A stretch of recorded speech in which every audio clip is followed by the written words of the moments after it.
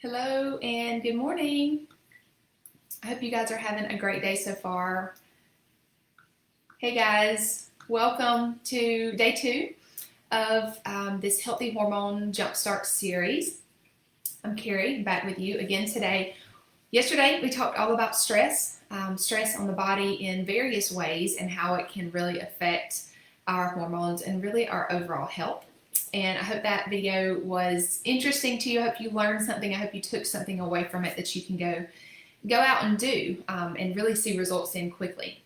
So today we're going to be talking all about diet and exercise. And I just plan on talking about diet, but then I really wanted to talk about exercise too, because so often they go together as that is the fix for everything, right? Just eat less calories, restrict your food, and exercise more. And while that is not all false information, it can be misleading and it can really play havoc on your hormones especially. So I'm going to kind of go into that and hopefully help you understand just some basic things that will hopefully help to, as we're focusing on hormones, really help you to balance your hormones and go in the right direction. Hello, those of you that are joining on Instagram and Facebook, glad to have you all. If you're on live, say hey. If you are watching the replay, type in replay in the comments. Okay, so let's talk about diet first. So you guys, if you know me, you know that I believe that diet is super foundational.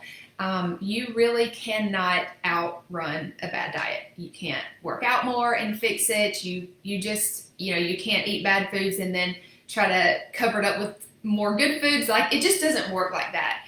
And the more that I am learning and realizing how much diet plays a role in everything that, that we feel and the ways that we have symptoms and different things, it really all works together. And so I want to kind of go through some things that hopefully will be helpful for you to understand as far as why it matters so much and why maybe you can tweak some of the things that you are already eating and maybe just hopefully help your body. Again, we're really focusing on hormones, help your hormones become more in balance. So I really want to talk first about inflammation. So I know that you guys have probably heard this quote as far as, the things that you eat, they're either fueling your body and they're feeding disease or fighting disease. And that really is true. But really, it kind of all goes back to inflammation. How much inflammation is this food causing in your body? Because, again, inflammation causes stress on your body. You might, just like we talked about yesterday, just kind of a refresher, there's more than one type of stress on your body. You think that it's more, work and life and emotional type stress, but there is a lot of other ways that your body can be stressed, and one of those is inflammation. Now, of course, if you are stressed emotionally and things like that, that will cause inflammation in your body too, but we're looking at this as a whole, and so diet and foods can play a really big role in how inflammation is in your body. So you might, before we get into the information about inflammation, so you might be thinking, is Carrie going to tell me which diets are good and which diets are bad? We live in a world that there's so many opinions. I mean, if you look and you follow one person, they're going to be all about this diet. Or if you look and you follow this other person, they're going to be all about this diet. Or maybe, it's a program that you've joined and they're telling you to count calories, or they're telling you to do. It's very confusing. Can I get an amen? It really is confusing. And you might be wondering, I just want to know what's best for me. But here's the thing. Whenever you say one diet is best and you recommend it to everyone as this is the only way, you're going to make some people worse. And you're going to recommend a diet that's you're trying to fit, you're trying to fit them into that box. And it just doesn't work in some cases. In some cases it does, but in all cases it doesn't. And so that's why I try to eat in a way that really helps support and fuel my body and fights disease, rather than trying to subscribe to one diet. So if you have questions about a specific diet, I can try to help you for sure. I've learned a little bit about the different diets that are out there, maybe some good things, maybe some bad things about it. There's always going to be good things and bad things, right? It's not always all bad and always all good. So In general, though, no food nourishes your body like fruits and vegetables. That's just the truth. Some diets focus more heavily on that, and some diets don't. And to me, when you think about diets, one of the things that I always like to make sure that people are keeping in mind is nutritional value and also the quality of the food. That really matters as well. But I'm not going to go too far in depth with that because it's neither here nor there. But it's very important to have a really good foundation to build upon, and that really is eating more fruits and vegetables. So if I had to give you one recommendation on diet, it would be to eat more of those foods. I don't think you can really go wrong with that. Now, I will say that in my experience, before I really kind of looked at my digestion, we're going to talk a little bit more about this tomorrow. Until I really started looking at my digestion, my gut health, some foods that you would think were good for you, that were fruits and vegetables, they kind of made me have negative symptoms. They kind of made my inflammation spike or my blood sugar spike or something, along those lines. And I thought, well, gosh, what's wrong with me? I can't eat, X, Y, and Z fruit or vegetable. But it really was the amount that I was eating. And it was also because I had some gut issues that I really needed to take care of. So that's just an aside there. I know it can be confusing, like I thought this food was healthy and now it's like making me bloated or it's making me have these symptoms. I thought the same thing, but it's really all about your gut health. And so we're going to talk more about that tomorrow. So I just wanted to mention that. But in general, you should really not cut out any of these categories that I'm going to talk about because your body needs all of them. You should have fats. You should have 10 to 30% fats. And we're going to talk a little bit more about why fat's really important for hormonal balance in particular. You should have protein, 10 to 20%. And a lot of diets say that should be more.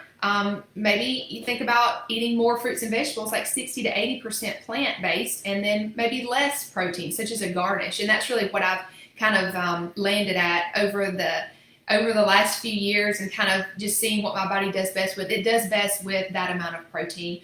You also need carbs. You need carbs for a lot of the cycles in your body. We talked about stress yesterday, and I talked about how your body needs carbs as a source of glucose to run off of.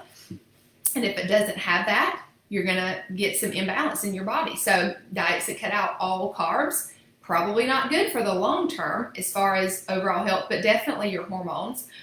And again, protein should really be a garnish. That's kind of, I would say, what would be the best way I could guide you in. So let's kind of go into the fats. So fats are something that we used to think were bad. Fats it was a really big craze. I guess it was probably in the early 90s or late 80s where it's like all the low fat things. And so they took away fat and they added sugar, and we know how bad that is. But it's the fats that are really the building blocks of hormones. In the cascade and the chain reaction that I was talking about yesterday with how hormones are produced, it starts with B vitamins and it goes into cholesterol. Well, you need fat cells to create cholesterol. And so if you don't have enough of that, you're never going to be able balanced in your hormones. So healthy fats like avocado, coconut oil, some nuts, seeds, things like that are very important to have in your diet. And so if you're not having enough of those, you're going to have issues with your hormones because your body literally is not going to have the building blocks that it needs. Of course, we can use supplements such as fish oil and things like that to get healthy fats too. So that's another thing that we can do. But just wanted to mention that it's very important. And it also is great for a lot of other different body systems, but we're focusing on hormones here. So let's talk about inflammation. So there are a couple of different ways that you might think of inflammation, and think of like a sensitivity to different foods that creates inflammation in your body. So there's IgE and there's IgG. If you've ever heard of that, there are food immunological responses that your body has. So IgE is like an anaphylactic reaction, and that would be, you get it immediately, and if you're allergic to some type of food or substance, you're going to get that allergic reaction and inflammation immediately. But there's another thing, another way of response is the IgG response. And that is like over time, you have more inflammation built up because you are sensitive to certain types of food. And this is where, just for instance, the most common food sensitivities would be like dairy. Some people are sensitive to eggs, gluten, soy, some nuts, fish, shellfish, things like that. So of course you can have an anaphylactic type reaction to these foods as well, but a lot of people have the IgG type of reaction, which is over time. And so that's exactly, if you were to do a food sensitivity test, that's what it's going to show you, what spikes your IgG levels, which types of food. So I just wanted to mention that as two different types of inflammation. Sometimes that's confusing, and how you can be sensitive to certain foods and allergic to certain foods. So that's kind of how it works in your body that way. But I think that we underestimate what inflammation does to our body and the stresses that it causes, and then it can obviously cause stress to your hormones because your body is under distress. And just like we talked about yesterday, it goes through that chain and it kind of sideswipes all of the hormones being produced. So that's exactly how you get off in your hormones. So hopefully that makes sense. I know some of this stuff is like, I want to make sure I'm explaining it right. So give me some feedback. Let me know if that made sense to you guys. But I do want to give you some action steps and just some really good things that you can do as far as your diet goes, because it really can be overwhelming, like I said. So, okay, these are just some simple things. Diet. Just simply try to eat more fruits and vegetables. I think that would be a very uncomplicated way to start.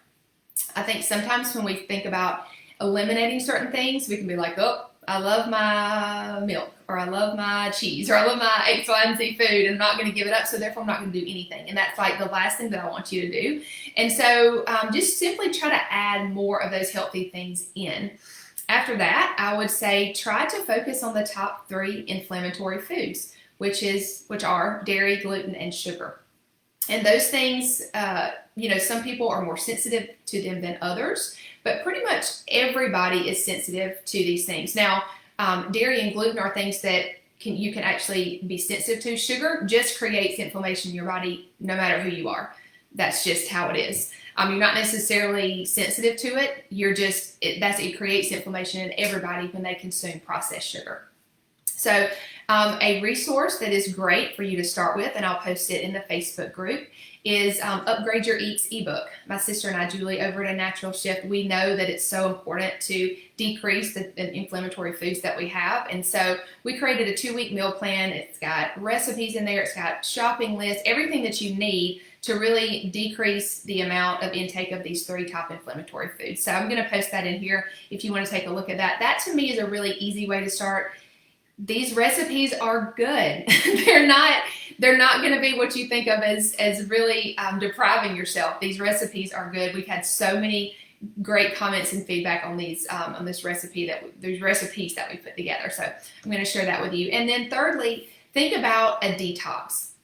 We're going to talk a little bit more about detox in day 4 when we talk about toxin overload. But detoxes are very important when you think about getting back on the right track, which then is going to help balance your hormonal system and balancing your body over time.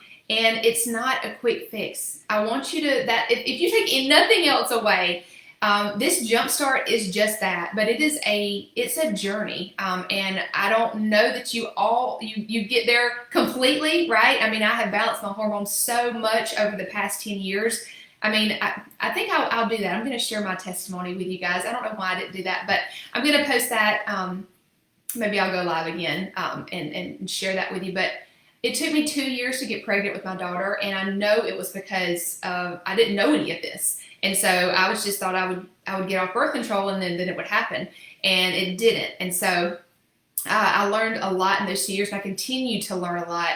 And I've come so far with my hormones specifically and just overall health. But all of this really makes a difference, or else I would not be here sharing it with you.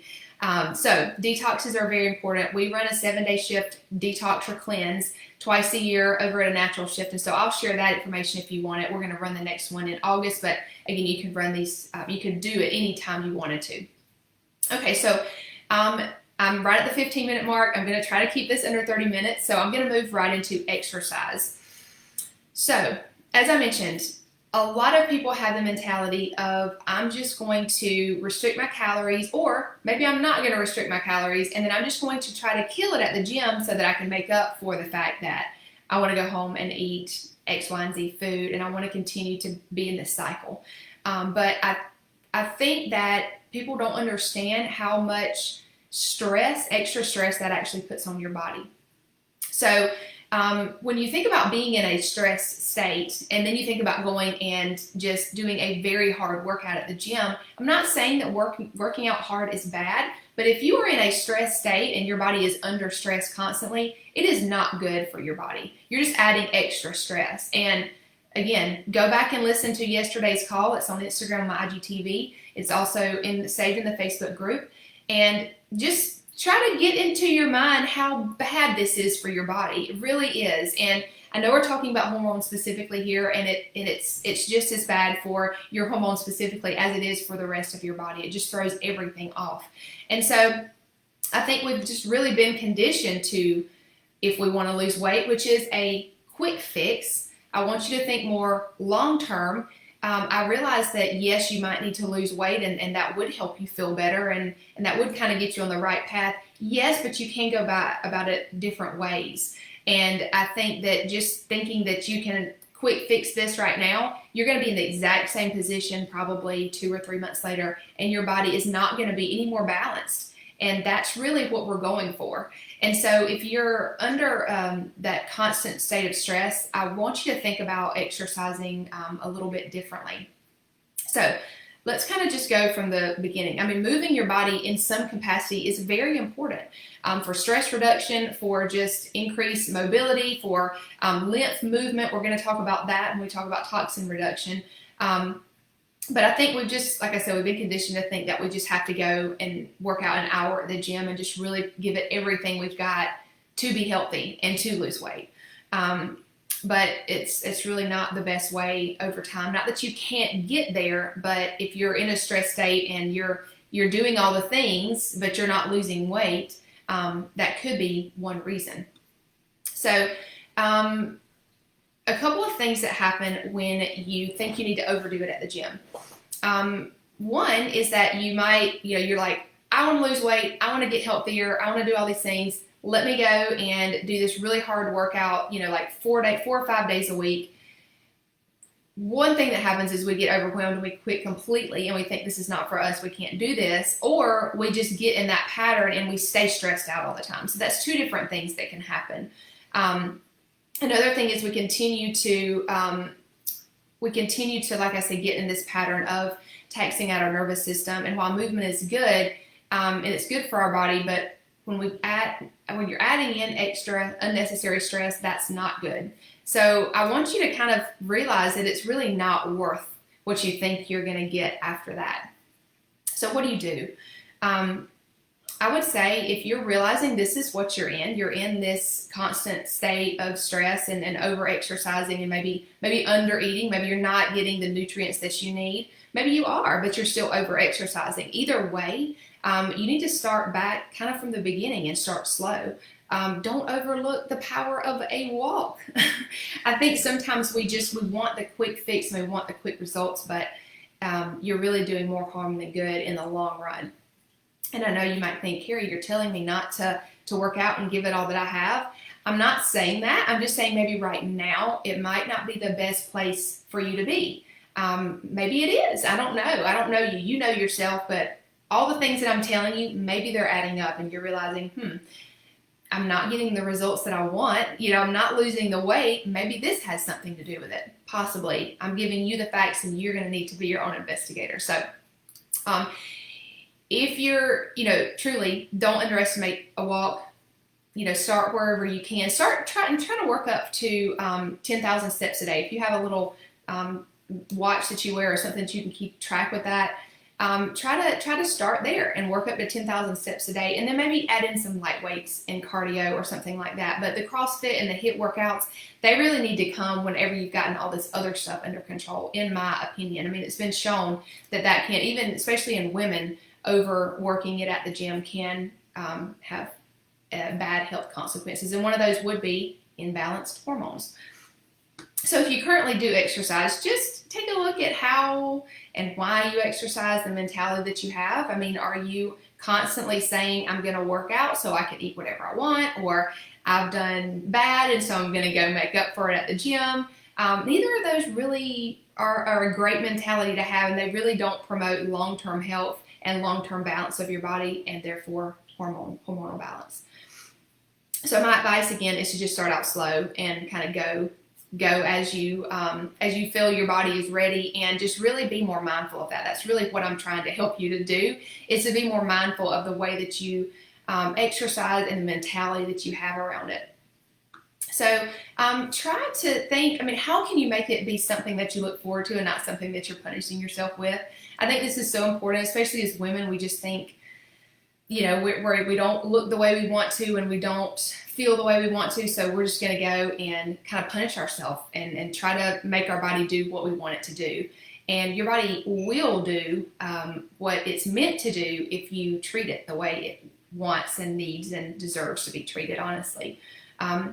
So look forward to it. It can be a great way to relieve stress. And honestly, perfect example. Okay, so yesterday afternoon, I was just feeling really stressed. And the more I've been learning about this, the more I've been like, I just need to not underestimate the power of a simple walk. And so I quit working and I put in something that I wanted to listen to, music or a podcast or whatnot. And I just went for a 20-minute walk. And when I came back, I felt so much better. I think we just underestimate just simply going for a walk. And I would highly encourage you to start there. If you're not doing any movement, start with walking. If you feel like you're overdoing it, go back to walking. I think it's something that we overlook a lot. I really love to use oils to help me with this. I love Motivate, the motivational or the encouragement blend, I think it's called. Can't remember that right now, it just slipped my mind. But I love to roll some of that on my wrist, smell it. It really helps me kind of just get in the mood to want to work out. I love, if you're doing some cardio, I love to put Breathe on my chest as well. That's a really great thing that you can do to open up your airways and help you to breathe better. So that is kind of an overview on diet and exercise. Again, I'm trying to give you some foundational things, some things to think about, and just to look at your life and think, what could I change? What could I tweak? I know that you're probably going to have some questions about the diet. I didn't really talk about any specific diet. So if you're like all about a certain diet, I'm not saying that's bad. I'm saying let's just look at it and just see, is this good long term, or is this just for the short term? And ask questions. I really want you to ask questions about this, and I will try to help you however I can. Let me know what was a great takeaway for you today. And again, if you have any questions, I'm here to answer. I'm going to be back for day 3 tomorrow, and we're going to talk about gut health and digestion. And I hope that you'll join me then. I've really loved having you all along with me. And let me know how and what and what questions you have and what are coming up and how you've enjoyed it so far. All right, guys, I'll see you later. Bye, everybody.